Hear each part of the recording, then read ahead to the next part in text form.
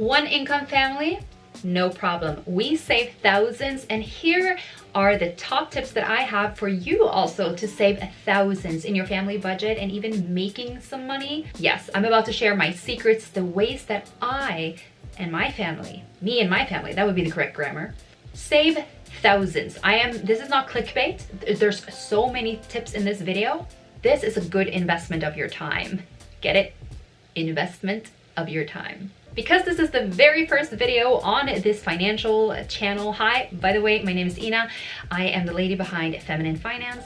This is my second channel, and I plan to talk about everything that has to do with finances, especially advice tailored for women. So if you want to learn as a woman how you can save, how you can invest, how you can earn money, then do not leave this video without subscribing. And because it's the very first video on this channel, it's the very first. That was awkward. There will be a giveaway for a $25 Amazon gift card. So watch till the end to know how you can enter that, and the likelihood of you winning will be quite high because nobody will be watching this video. If you're here, it's a miracle, okay? So you have a high chance of winning. Oh, by the way, if this video gets, let's call it 50 likes. I think that's really hard to get, but let's just try. If this video gets 50 likes, I will make a video on how I had a super cheap wedding. I don't know, I think I spent maybe $2,000 and I had 80 guests. If you're interested in that, like this video and I will be sure to make that video. Number one is we do not have a car. You heard right. I know, this is shocking to my American viewers. This advice might not be applicable to you, but don't click out of the video because I have a lot more advice that could be really applicable to you. This is how we live without a car. We live next to a grocery store. My husband uses public transport to get to work. And we have a bazillion prams. They're still cheaper than the very used car you can buy. And you don't pay anything else once you purchase them. There's no insurance unless is there pram insurance? Does that exist? Anyway, we have a stroller for every need. Should I want to jog? Should we want to go shop? This is my Cadillac for shopping. And we save, yes, thousands a year. Not only do we not pay for one car or even two cars, we pay for 0 cars. We don't have any down payments. We don't have any insurance, no gas. Yes, of course, we have to pay for public transport, but it's a fraction because my husband is a student and he gets the student discount. Financial nerd level 100, I'm aware, but it works. If you're liking it so far, please like to support, and remember, I'll make that video only if I get 50 likes about how I only spent like $2,000 on a wedding with 80 guests. The next thing we do to save thousands is that we have at this point in our life gotten very used to dates at home. We don't go and buy $10 lattes at Starbucks. I mean, we used to until we got this wonderful beauty. This thing might have cost something up front, but it cost us this many coffee dates to get it. Meaning that if we do skip these coffee dates and get this instead, at this number of coffee, we would have paid off our coffee machine in coffee dates. Maybe it's nerdy, but it saves us money. Also, instead of going to the movies, we do Netflix, and actually we don't even pay for Netflix because we share it with our in-laws. So yeah, we don't even pay full price. I don't even know if we pay anything. Actually, I have very nice in-laws. I think they pay everything. But even if we did pay, we would pay hardly anything. We only pay for one other streaming service for our kids, and that's it. Never go to the movies, for now at least, and it works out fine. Netflix has a lot of movies. So ask for your family to share a family account with you if at all possible with whatever streaming service you're getting. And no need for dates. We have done the build the fort thing. We've done workouts together at home. We do like spa dates at home. Name it, we've probably done it. It's really fun. Board game nights, card game nights, online shopping at home instead of going to the mall. I mean, yeah. Well, that last one doesn't really save us money, but you get the idea. We just have really high quality time at home and we don't really feel the need to go out, which we would spend a lot more at. Fancy dinners out is like an anniversary thing, or it's a birthday thing. If we want to have dates at home, we buy a bottle of wine really cheaply, the cheapest one they have, and we sit at home and have it together. Half saved in price, and we save the bus tickets. Am I unrelatable? For those times though that we end up going out for dates, this is how we save money out. You obviously need a babysitter if you have children, which I mean is the very definition of a stay-at-home mom. You have children. Mom. And so a way we save money is that we have deals with our friends that if we watch their kids, they will watch our kids. That way, none of us are, we're not just exchanging dollars here and there. We just say, you know what? I watched your kid one time, you watch my kid. It's free for both of us. Whenever we buy books, we always look in the used section, like this one on Amazon. I love Dave Ramsey's book, completely recommended, by the way, link below.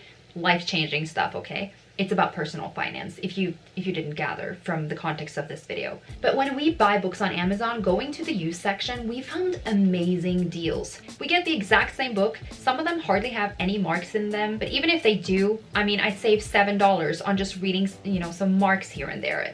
I can live with that. And instead get 2 or 3 more books instead of buying the new version. We don't always do this, especially not if it's for other people, but if it's for me, I'm not afraid of buying the used book in the book section. It works great. You have my promise. I also use eBay. Even though I live, not in America, it still ends up saving me because I don't pay taxes on imports for books for some reason. Check the laws in your country.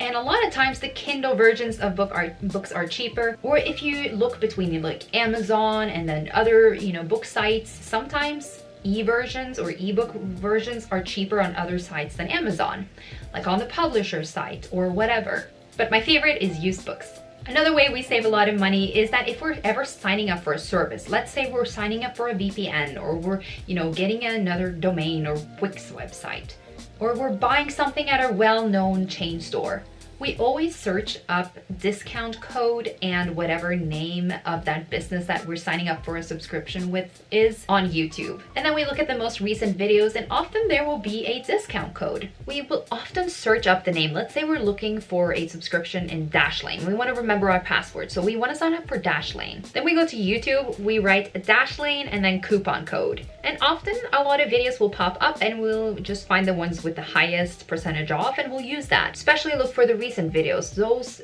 codes will still be valid. And please do like this video, invest a like, and the return will be a lot more videos. If not, I might stop because nobody likes my videos. So like it and you might get more financial advice from me. Another way that I have personally saved money in the past is actually using those shopping delivery services. I know some people think they're a scam because they charge a lot more per item. Even though the delivery is free, you're ending up spending a lot more money. I think that's oversimplifying things because the people saying that are not taking into account all the extra money you would be spending if you were in the store while you were hungry. Look, I'm all for personal finance. I love figuring out, how to save, how to earn money, and how to make it all work, especially because it allows me to stay home with my 2 kids. So I am passionate about finances. But that does not mean that I'm naturally good at not spending. It's something I've had to learn. And so while I was learning it, something that helped me was just not going to the store at all. If I had a saved shopping list for a website, I could simply go in, click, and have it delivered. No more looking or going past the candy aisle. No more going, past all the hair color and the makeup. I would not even be exposed to that because I used the website. And so all the money I would be spending just impulse buying things that I would somehow rationalize that I needed, I now saved, and I saved more even when I use these online services. So that might be a hack for you if you are bad at or used to be bad, or if you are bad at spending like I used to be, try it out. Just get oatmeal, rice, beans, and some veggies. Walk past the virtual makeup aisles, which obviously brings me to a point that I think a lot of people know, but a lot of people don't apply it. When you buy things, don't always buy the cheapest thing. Don't always buy the cheapest brand. Look at the pound price, look at the kilo price, look at the per toilet roll price, look at the per item price and compare those. Don't compare, the fixed price of that item. Because if it is an item that you are planning on using over and over again, it's one of those staples that you just get every time you go to the store, this price is the price to look at. If you're just buying it just for one time, let's say you're getting a soda, then it's okay to look at this price, I think, because then quantity doesn't matter. But when quantity does matter, then you look at that price. That's a distinction I think a lot of people leave out. Because there's no point in looking at the kilo or pound price or per item price when the item itself will be significantly higher. You're buying like Coke in bulk when you're just buying one Coke. Then you're actually spending more, if that makes sense. The next way that we save a lot of money is having a defined clothing style. This might seem a little bit strange talking about, but I think it's worth mentioning. If you don't really know what your style is, you're just inspired by all these kind of different, fashion brands. Then when you go to buy things, you will buy basically every staple in each category of styles. Let's say you like cute, you like minimalistic, you like girly, you like classy, professional attire, you like, I don't know, whatever. You will be constantly buying things because you will never fill up your wardrobe with all the kind of staples or the defining outfits each of these categories require you to have. If you define your style, and I'll tell you how to do that, all you need to do is find quality pieces in your style and they will last you a long time. That way you can mix and match, you will always look put together, and you won't be spending needless amounts of money because you cannot decide on which style to go for. Now, the way to find that style is as simple as follows. Follow Miriam, I think her name is, here on YouTube. She had an excellent video on how to find your style. It is basically by having a conversation with yourself.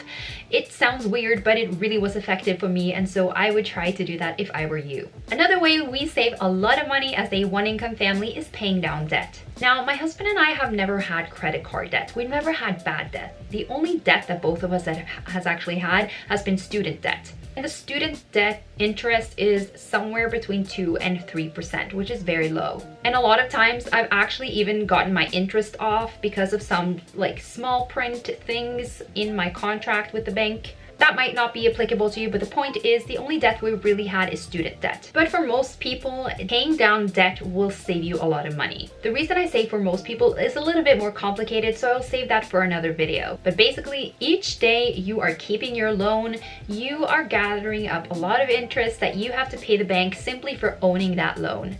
2% on, let's say, a 20,000 student debt loan will turn into this amount of lost money over the course of 20 years. It's not insignificant. And so if you pay off your loan, let's say you make double the payment and you cut it down to 10 years, this is how much money you save, which is money you can then in return take and put into investing or put into a savings account and actually turn it into this.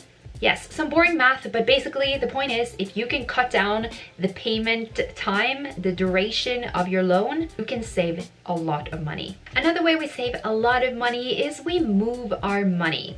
It is normal for most people to just keep their savings in a really accessible account. They don't think about the interest they might save. They just say, you know what, it's easy, it's accessible, it's the best way to do it. I won't be charged any withdrawal fees, or I need the money for a house I'm buying in a year. I'm not gonna, put it into a savings account where it's hard to get it out of it. Or some people don't even know what an interest rate is and they just keep it in their normal spending account, connected to their debit card or whatever. An easy search from Google will yield results. You can easily find 2% plus accounts where you can save your money. Let's say you have $10,000 and you keep it in your normal account having this much in interest rate. This is how much you have in 10 years. This is how much you have in 10 years with 2%. There is a difference, and that number gets even higher the more money you're saving. Really think hard about where you're putting your savings because that's free money you're throwing out the window. These high interest savings accounts might have conditions to them, so look those up. Maybe you can only withdraw money so many times. Maybe they're even locked. Maybe there's a maximum amount. You figure out that, but you should invest your money wisely. The next way we save money is by buying used. I know, no brainer for people. We check every site though. We check, the Craigslist of our country, the Kijijis of our countries, the Letgo, whatever. Whatever marketplace online exists where you're from, check all of them and find the best deal. Because not only are you not paying that premium you would be paying if you bought the item new, buying used also open up for bargaining. Bargaining is an art, and doing bargaining is actually a lot easier and a lot less scary than you think. I might be making a video in that in the future, so make sure you subscribe and I will tell you how I bargain lower prices on used things or in things that the seller has a control over the price. Now to how to enter my giveaway. Again, I'm giving away $25. The way you enter the giveaway is you like this video, you subscribe with a notification on, and you cannot just subscribe and unsubscribe because I will see who subscribes and not. My YouTube tells me who's subscribed and who's not subscribed.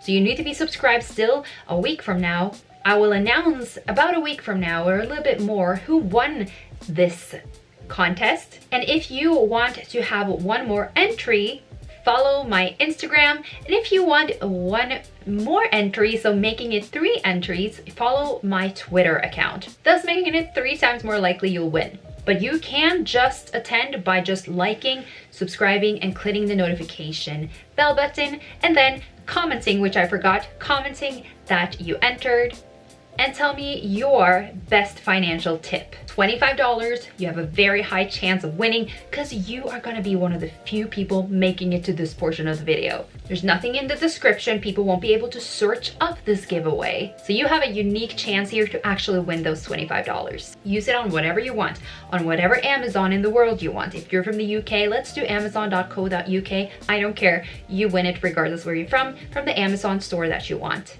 $25.